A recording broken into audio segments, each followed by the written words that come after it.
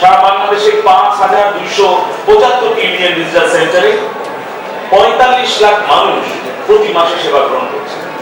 Internet user Mostafa Jafar sir যেটা বললেন যে কেন বাড়লো, মোবাইল সাবস্ক্রাইবার কেন বাড়লো, কন্টেন্ট অ্যাভেলেবল করা, সার্ভিস অ্যাভেলেবল করা, সেটা যদি না থাকে মানুষ তো কেউ ডিভাইস ব্যবহার করবে। আর আজকে শেখ হাসিনা সরকার সেই কাজটি করেছে। আজকে মানুষের দোরগোড়ায় সেবা পৌঁছে দিয়েছে। ইন্টারনেটে কেন গ্রামের মানুষ যাবে? তারা একটা জমির পর্চা দরকার হলে অবশ্যই ইন্টারনেট ব্যবহার করবে। তারা একটা পাসপোর্টের ফর্ম দরকার হলে অবশ্যই ইন্টারনেট ব্যবহার করবে। কারণ বাংলাদেশে শেখ হাসিনা সরকার, আওয়ামী লীগের সরকার ওই কন্টেন্ট গুলো, ওই সার্ভিস গুলো আজকে ইন্টারনেটের প্ল্যাটফর্মে অ্যাভেলেবল। আজকে ইন্টারনেট ইউজার ২০ লাখের কম ছিল যখন শেখ হাসিনা সরকারের দায়িত্ব গ্রহণ করে।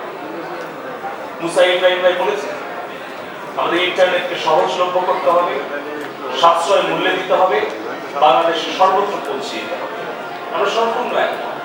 আমি যখন সোশ্যাল মিডিয়াতে যাই আমি সবসময় লক্ষ্য করি আমাদের ৭০% তরুণ যাদের বয়স ৩৫-এর নিচে, এই তরুণ প্রজন্মে একটাই ইন্টারনেটের দাম কমাও, নৌকার ভোট বাড়াও। আমরা অবশ্যই সেটাকে শ্রদ্ধা করি এবং আমি নিজেও একজন ইন্টারনেটের সার্বক্ষণিক ব্যবহারকারী হিসেবে প্রতিনিয়তই আমরা চাই দেশের সর্বত্র সুলভ মূল্যে, সাশ্রয়ী মূল্যে জনগণের আয়ত্তের মধ্যে যে ইন্টারনেটের দামটা আসে। কতখানি আমরা গুরুত্ব দিয়েছি বলে জননেত্রী শেখ হাসিনা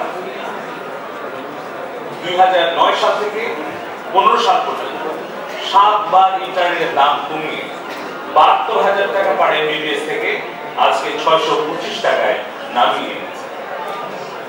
আজকে আমি আরো আপনাদের সাথে বলতে চাই বাংলাদেশে আজকে ইন্টারনেট ইউজারের সংখ্যা ৪,৮৪,০০,০০০ লাখ, মোবাইল সাবস্ক্রাইবার ১২,৬৪,০০,০০০ লাখ।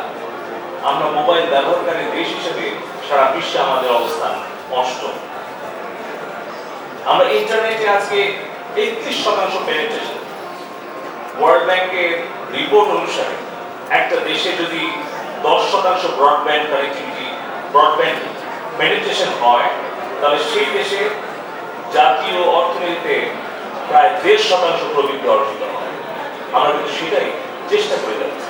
জননেত্রী শেখ হাসিনা সরকারের উদ্দেশ্যই হচ্ছে তৃণমূল পর্যন্ত, কেন্দ্র থেকে প্রান্ত পর্যন্ত ব্রডব্যান্ড কানেক্টিভিটি পৌঁছে দেওয়া।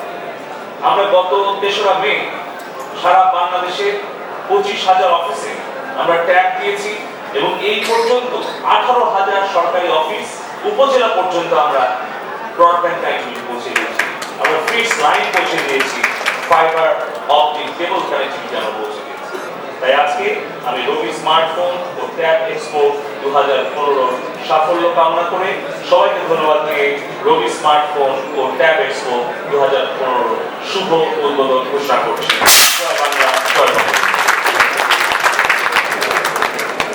ধন্যবাদ জনাব দিনা নাবুদ।